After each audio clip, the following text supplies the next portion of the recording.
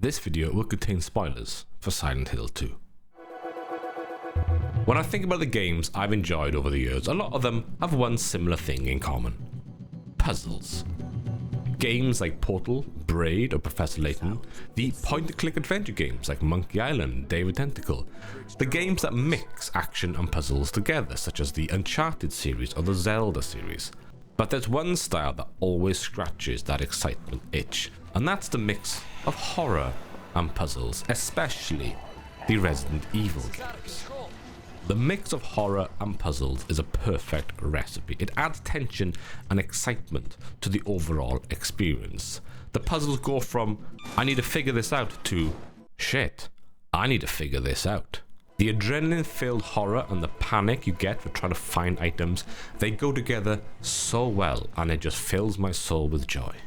It's a simple treasure hunt puzzle, but add some zombies and guns to the mix, and you've got yourself a recipe for one hell of a good game. In October of 2024, I played a game. It had all the elements that I just previously mentioned.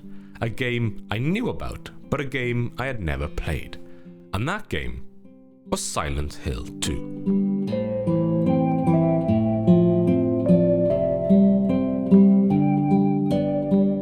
Silent Hill 2 was originally released in 2001 for the PS2 by developer Team Silent, and in 2024, Blooper Team remade the game, and this would be my first time ever touching a Silent Hill game, and it was an experience like no other. I can't compare it to the original, but this game is a fantastic blend of psychological horror, action, and puzzles. It's dark, it's uneasy, it's disgusting, it's shocking, it's arousing? Wait, what? It's pretty difficult to be around the gaming world for the past 20 years without knowing something about Silent Hill.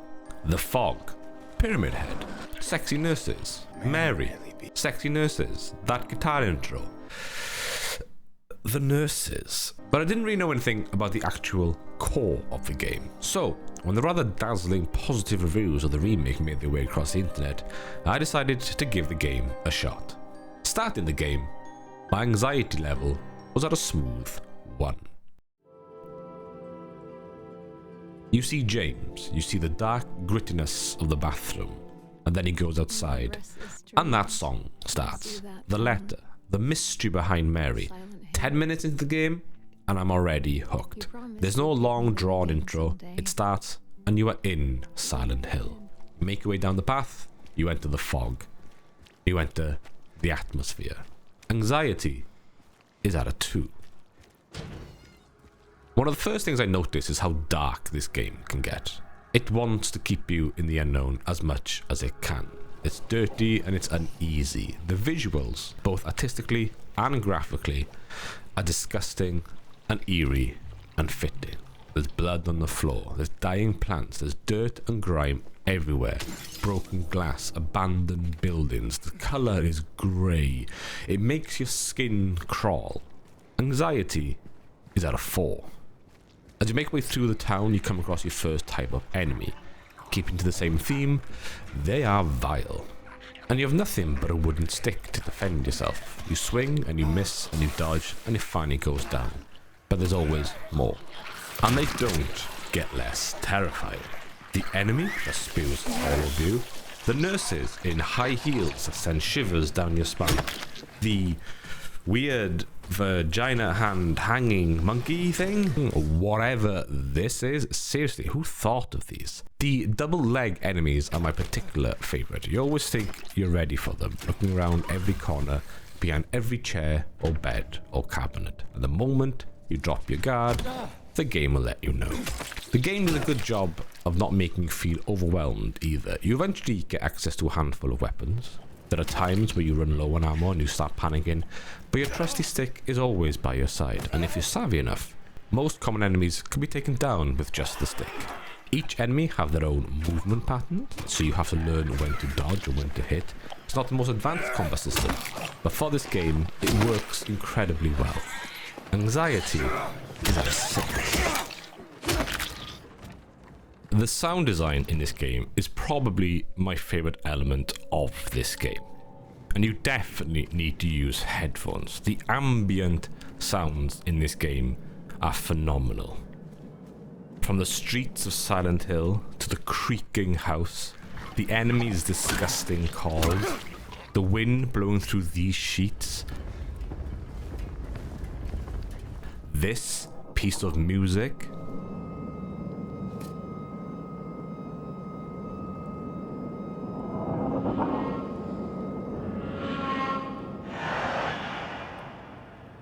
and my personal favourite, James's disappointing grunt at a locked door. The sound of a radio will never be the same for me ever again. It's perfect, it's horrible, and it is stressful. Anxiety 9. The puzzles in this game are very fitting as well. They're never too complicated, but with the additional stress of the enemies and the surrounding, you can't help but feel terrified and have the want to finish them as soon as possible. In their bone, they're quite simple. It is much like Resident Evil's treasure hunting puzzles, but making your way through corridor after corridor, trying to find a way to get these items, with the additional enemies around you, the additional sound effects, the ambience of it all, it really is a terrifying experience. The puzzles are just difficult enough to make it difficult, but not too easy. If they were harder, that plus the stress, I think this would have been a worse experience. They nailed the difficulty level very, very well. But the biggest puzzle of the entire game is the story. The game never truly tells you what the story is. You piece it together through newspapers and letters and paintings. You come across a handful of NPCs, all of whom add extra ambiguity and mystery to the already mysterious story. The more you push through, the less clear it gets. You pick up a couple of clues to make your own story up. You miss some letters, it becomes more confusing. It's never written out in black and white. It's written in red and dirt. Just like the game, it's not clear. It's never clear.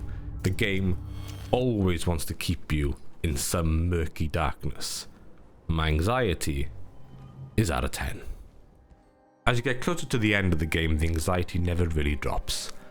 The settings get more confusing, settings get more eerie, the settings get more disgusting. There's a constant anxiety to this game, and it's oddly addictive. You kind of start to get used to it. You start to become James. You understand his fears, you understand his worries. You're no longer playing as James, you start to become James. Every corner, every sound effect, every monster, every visuals, everything just adds layers upon layers upon layers of tension and anxiety to your overall experience. As the game comes to an end and you beat that final boss, the credit rolls and the anxiety fades. You relax and you finally take a breath. You take in what you've just experienced, the horror, the uneasiness, the psychological torture, the loss, the grief. It makes you think. It makes you wonder. It makes you, wait, 1 of 8 endings? 1 of 8? The legacy of the original game cannot be ignored. I've yet to decide whether I'll play the original, but this remake has easily become one of my favourite games of this year. A masterpiece of psychological horror and storytelling and dread. You feel for James. You feel what James feels. And you want there to be a happy ending, and it never comes. You want James to be happy. You want to be happy. This game is just so good. It was so unexpected, and I just loved my experience with this game, and I'm officially hooked on the Silent Hill drug, and I really wish I had played this game sooner.